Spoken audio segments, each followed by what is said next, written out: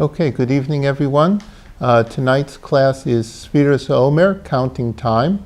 And as we saw previously in the Rabbi's talk, that this is a very unique mitzvah, that time itself and the days themselves have to be counted, because a day which is not used is a day which is actually lost. The secular view about time is usually that time is a tabula rasa. It is a blank slate, and then we feel it. We paint it with what we put into it. From our past classes, we have definitely seen that time, just like space, just like place, actually has character to it. As we've mentioned about space, that the Talmud teaches us, Yesh Eretz Shemegadeles, that there are certain lands which promote the growth of certain character traits, and other lands other character traits. So too, when it comes to time, there are certain times which are characterized by certain attributes and others by different attributes. We find this most prominently, for example, when it comes to the days of Adar, of Simcha. These are days which are conducive, which the days themselves have the mazel, that healthy mazel bore, which promotes simcha, which promotes joy and happiness. On the other side, we know that there are turbulent times. It is almost like when we come to the 9 days that we are flying through turbulence. That's why we have to be extra careful. The Gemara says that megalgalin schus liyom zakai, that good things are associated and transpire in a good time, and megalgalim choiva, and that difficult things, negative things, can take place during a time which the time itself is almost a trap. That's why part of the things in the 9 days, for example, when we don't swim. So it's not just because of the pleasure of swimming, but it's because there is a slightly heightened danger for a person when they go swimming, and God forbid that something should happen. So we don't, during the 9 days, we don't expose ourselves to any type of danger. But in general, we have talked about this character of time when we are talking about holidays, when we are talking about Shabbos, that each one is conducive and promotes a certain idea. Sefirat HaOmer is when we count every single day. And every single day is counted as an individual day. We know Kabbalistically that each day we associate with a different character trait, that it has a unique nature, one from the other. We go through the 7 basic character traits of the person and of the celestial spheros: the chesed, the kindness, the gevura, the judgment, tiferes, the beauty, netzach is perseverance, victory, hod is glory and thankfulness, yesod, foundation, malchus, kingship, royalty. These are the 7 character traits, and each week of the sphere is associated with a different character trait, the first week being chesed, kindness, the second week gevura, and then within each week they subdivide. Each 7 days is one part. So for example, the first day of the Sefirat, we say that this day is chesed shebechesed, the kindness of kindness. The second day of the Sefirat, we say gevura shebechesed, that it is the blend and the merger of stringency, of judgment within the context and within the framework of chesed, and so on and so forth. We go for 49 days. And so, not just what we all know, that time is finite, but in actuality, each day and each moment has its own quality to it. And this is the emphasis that we have in Judaism, and it is the lesson that we have from the Sefirat HaOmer, how each and every day has to be optimized and used. As the Zohar says, every single day we have to fulfill a mitzvah. Not just the daily obligations, but there's a unique mitzvah associated with each day. And the implication, of course, is that if we miss the mitzvah of that day, we can't doing two the next day is not going to make up for that, because there is a unique opportunity which is associated with each day, which to a certain extent cannot be made up. This is pronounced in the laws of Sefirat HaOmer. We know we have to count at night. And if we miss at night, so we are able to count the next day. We count the next day without a bracha, because there is a dispute as to whether the count is allowed to be done for all 24 hours or only during the nighttime. They have to be complete days. But the law is that if we miss by night, we can count the next day, and we continue with our count with a blessing the following nights. However, if we miss an entire 24 hours, there's no makeup. Interestingly, in Judaism, there are many things which have a makeup, and when it comes to Sefirat HaOmer, we can't make up. We can't say tomorrow night we're going to count for both nights. And the reason for that is because each night is cumulative, and each day of our life is cumulative, one on the other. There is, in order to succeed tomorrow, we have to finish the tasks and the achievements which are in store for us today. Because if we don't do that, and if every minute is meaningful and every minute has to be used for its own accomplishment, we enter into the next day at a handicap. This is, interestingly, this idea of the use of time, and we see how amazing the use of time is from the lessons of our patriarchs and our matriarchs. It says by Sarah that it mentions the years of her life. It mentions the years of her life, that she was Sheva Shanim, 7 years, Esrim Shana, 20 years, Meir Shana, 100 years, Shnei Chayei Sarah. These are the years of Sarah. So Rashi picks up that by 20 she was as beautiful as 7. By 100 she was as free of sin as she was at 20. And then Shnei Chayei Kulim Shavim Latova. Rashi says, and they were all equal. And what does this mean, that all years are equal? She seems to have been accomplishing and achieving and progressing day for day. So how do we say, and what is the meaning, that there was this equanimity of every single day of her life? And the answer to that is that the Torah is giving us the secret to aging and not aging at the exact same time. Everyone, the fountain of youth, everyone, Ponce de Leon, everyone wanted to find the secret for not aging. The Torah says something which is even deeper and which gives us the ability to do something which is even more, and that is to age. And with all the benefits which are incurred by aging, the maturity, the understanding, the knowledge which we get, but absent the deleterious effects which we associate with aging. And so the patriarchs and the matriarchs teach us a secret process of concurrently aging and not aging. How is this achieved? If a person uses productively every minute, it's as if that minute is not added to their life. The only minutes that age us in a negative way are the minutes that are not used productively. So when you talk about those, like the patriarchs and the matriarchs, why did they not age and not age simultaneously? Because each and every one of their days, like the Rabbi mentioned, his sicha was ba bayamim. They were productive, constructive.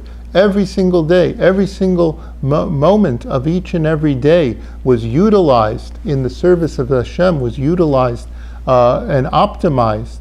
Those do not age. And we know even from science, of course, that time is relative.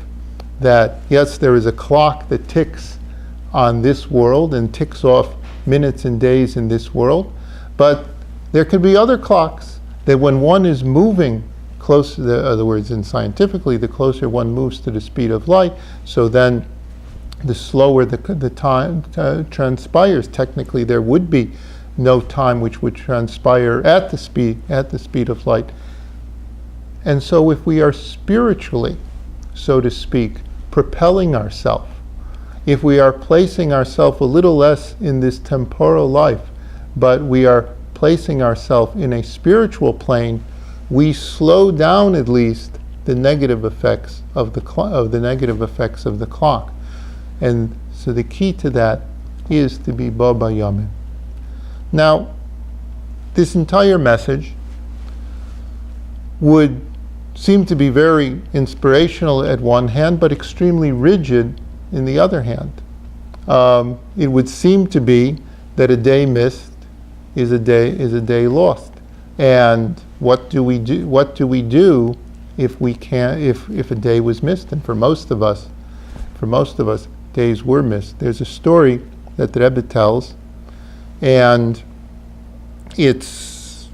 one would think that it's a story that maybe is not to be publicized, but since the Rebbe told it, it could be publicized, and that's which the fifth Rebbe shared with his son, and he told us, who is the sixth Rebbe, and he told him that sometimes he's happy when he has to go and relieve himself, because he's now in a space where he doesn't have to be productive for those few moments. In other words, the pressure, and here's a tzaddik, that every single moment has to be optimized and utilized and to be productive, sometimes even for a tzaddik, can become daunting. So if that's for a tzaddik, how much more so for ourselves, that it seems to be a very daunting task, an aspiration, yes, but a daunting task. And if we're honest with ourselves, we would find that probably we did not succeed in optimizing every single moment, every single day. So where does that leave us? And here comes an interesting, almost paradox. We have the rigidity of Sefirat HaOmer. Every day, no makeups, and must be accomplished. And then what holiday happens in the middle of Sefirat HaOmer? There's only one biblical holiday in the middle of Sefirat HaOmer. There's the rabbinic holiday of Lag BaOmer. It's more of a custom. Pesach Sheni is the biblical holiday right in the middle of the Sefira. What is the Pesach Sheni? That if people missed the performance of the first Paschal sacrifice on the Pesach proper and the 14th of Nisan, Hashem gives them an opportunity, because the Jews at that time demanded of Moshe, Loma Nigara, why should we lose out? So Hashem gave a new mitzvah, and he gives the opportunity that to offer a second Paschal lamb on the 14th of Iyar, exactly 1 month later. And the Rebbe's told us that what is the whole lesson of Pesach Sheni, as they said in Yiddish, as is nishtoken verfallen, that it's never a lost cause. So we missed. We were standing outside the Beis Hamikdash. We missed the whole Paschal thing. We could have walked in, and we didn't walk in. And even under those circumstances, we are given a second chance. And so within the days of Sefira, we have rigidity and plasticity of time built in to the same time period. So then the question becomes, how do we access this plasticity? How do we achieve that even if we have lost and misused time, that we can regain it and recoup it? And this comes to one of the great debates in Jewish law, which centered around the Sefira. And that is, the verse says, by the counting of the Sefira, that we should count Mimochras HaShabbos, from the day after Shabbos. We start and we count the 7 weeks, the 49 days. What does it mean? Our rabbis taught us that mimochras haShabbos, that from the day after the Shabbos, that it really means the day after Pesach. We start the second day of Pesach to count the Sefirat. This has always been the position of our tradition. Come the Sadducees, the Tzedukim, and they said that mimochras haShabbos means literally Saturday, and that the count of Sefiras HaOmer, no matter what day of the week Pesach falls out, the count of the Omer has to start on a Saturday night. So, and this became a very point of contention. And as we know, the divide, the split, in other words, which happened between the Pharisees and the Sadducees, as we say in Hebrew, the Prushim and the Tzedukim, which just also goes to show that the divisions within Judaism as a religion is not something which happened just in the 20th, 21st century. These are things which have happened after the Tzedukim. It was the Karaites, and so there's always been dissension and disagreement until Mashiach comes. So the question, and there are many proofs which are brought that Mimochras HaShabbos actually means the day after Pesach, not after literally the Saturday. But the question becomes, why does the Torah say Mimochras HaShabbos, which leaves open a point of confusion, and we have to bring detailed proofs to demonstrate that it doesn't mean Saturday, that it means Pesach. And what the Torah is really telling us is that there are two systems to life. There is the Shabbos system to life, the regularity, the fixed cycle of time, that time goes from the first day, Sunday, Monday, Tuesday, Shabbos, and then it returns again. There is a fixed, immutable flow of time that is not subject to change whatsoever. That is, of course, represented by the Shabbos and by the weekday. What does Pesach represent? It's a leap in time. It's a leap. It's almost a wormhole through space and time. That the Jewish people, that's why their first journey from Pesach from out of Egypt to Sukkot, it was such a long journey in just one day. Everything about Pesach is leaping forward. It is about disproportionate gain and achievement. This is the nature of Pesach. And so what is the counting of the Sefirat is really telling us that it embodies both ideas. It has both the rigidity and the fixedness of the week of Shabbos, and that every day has its unique character which cannot be made up by the other day, but still we count that Sefirat after Pesach, because we are told, and we must know, that a Jew has the ability to leap and can actually achieve more than what is allotted for one day. They can achieve much through this leap by reaching higher. So the question is going to be, how does one reach higher? How does one make up for that which technically there is no makeup? And we know that in a general sense that is the idea of tshuva, that tshuva has the ability to rewind the clock, that when we perform tshuva, it is not just that we are in good standing going forward, but that in actuality we have rewritten the very past itself. And the ability, though, to do tshuva, it says, and the reason the efficacy of tshuva is because of what the Zohar says, tshuva must be done b'chela yatir, with superpower, not our normal power, but with superpower. And that superpower is what we could call spiritual adrenaline. As we know, people have normal abilities under normal circumstances. You can write an equation how much a person can lift and how fast a person can move that is predictable, and that becomes almost immutable. However, when there are certain circumstances which arise for a person, there is an adrenaline, and they do things that they could not do, not the day before and maybe not the day after. That spiritual adrenaline is the superpower, the chela yatir. That is the idea of tshuva.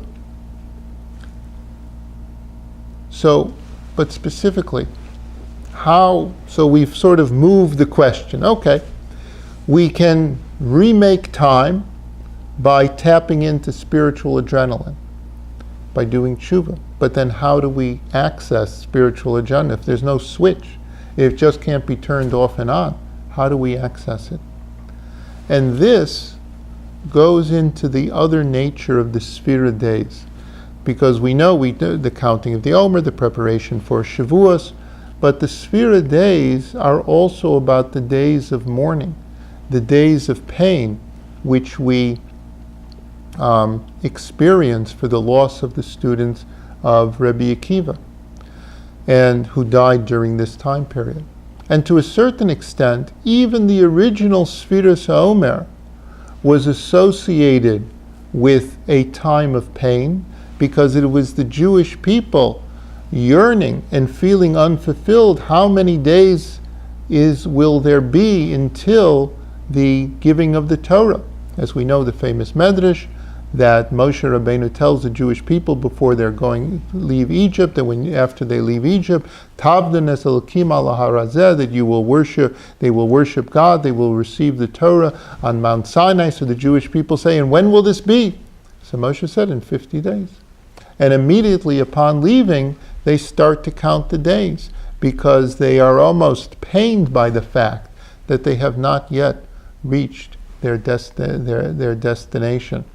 In actuality, we count the HaOmer using cardinal numbers as opposed to ordinal numbers. Usually you might think, one would say today is the first day of the HaOmer, today is the second day of the HaOmer. That's what we might think. That's not the way it's actually counted. We say today is 2 days to the HaOmer, today is 3 days to the HaOmer, because we are as if we are in 3 days of pain, 3 days of absence already. It's cumulative, that yearning and that sense of emptiness that we have without that we have not having received the Torah yet.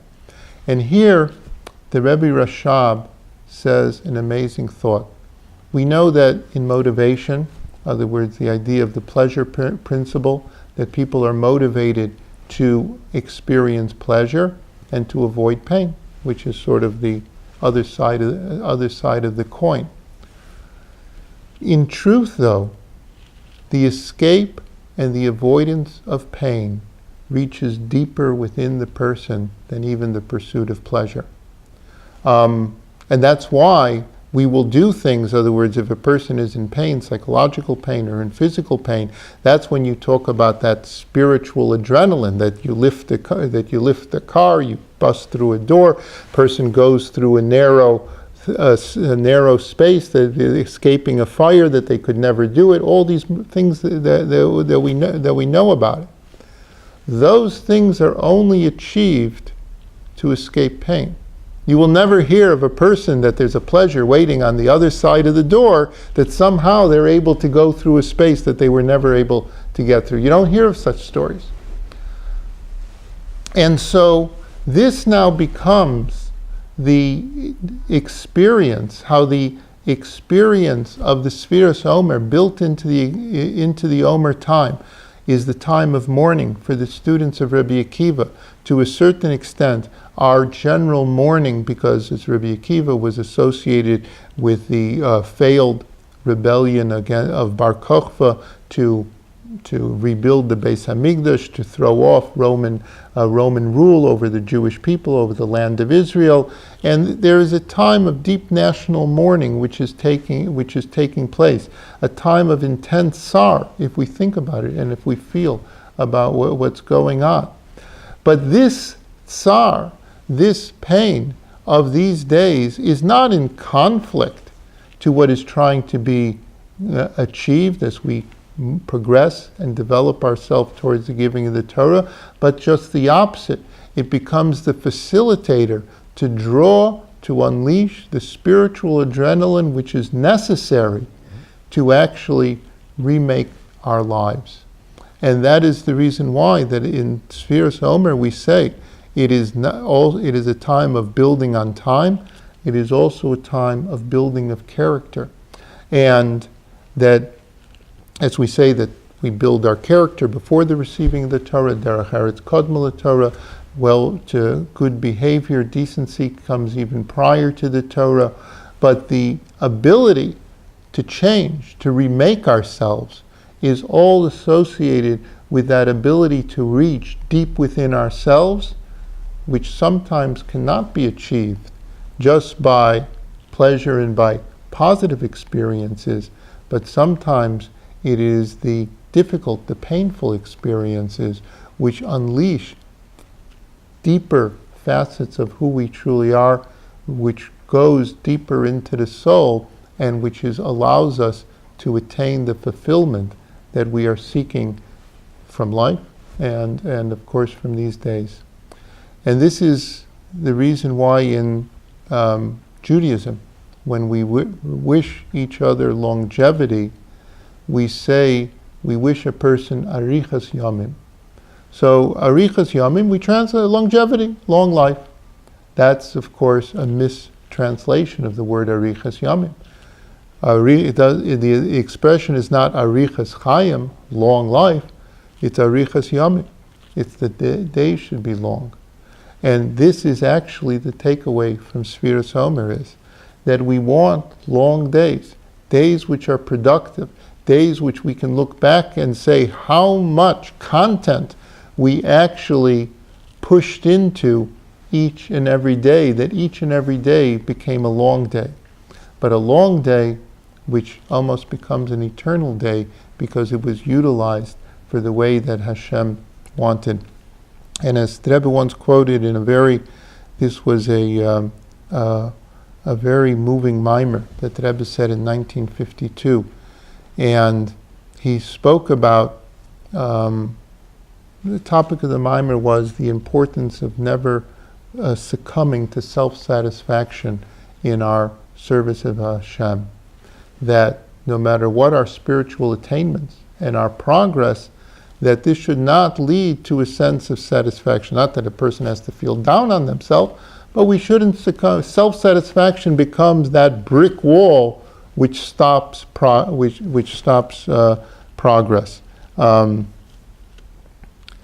The Dayenus, we just came from Pesach, and everyone that we sing Dayenu, and it's a very upbeat, and the Rebbe pointed out in a very fascinating way that Dayenu is part of the problem, it's not the solution. That as we mentioned different achievements of the Jewish people, different stages of achievement, and whenever we reach to a level of achievement, so comes that voice within us and sometimes tells us, Dayenu, we did so much already. We crossed the Red Sea. What more can you ask from us? Dayenu is part of the problem. Dayenu means it is enough, it is sufficient, it is satisfactory. And the key to saying Dayenu is not to stop. To know that there is a little voice within us that is going to tell us after each accomplishment, Dayenu, we've done a lot, we're doing so much more than anyone else. And we have to break through the Dayenu and go to the next step. And the idea is, until we actually build and participate in the rebuilding of the Beis Hamikdash. So we have to be careful from what's called in Hebrew midas hahistapkus, this attribute of feeling self-fulfilled and accomplished. And the Rebbe says, but how? Sometimes a person may feel accomplished. So he said that, well, if we think, did we truly, as Mispar Yamecha Amale, and the days of your and the number of your days I will fill. So when we think about the fact, did we truly use each and every day, each and every moment for the services of Hashem? And a day which was not used for the service of Hashem was a day which is actually rebellion.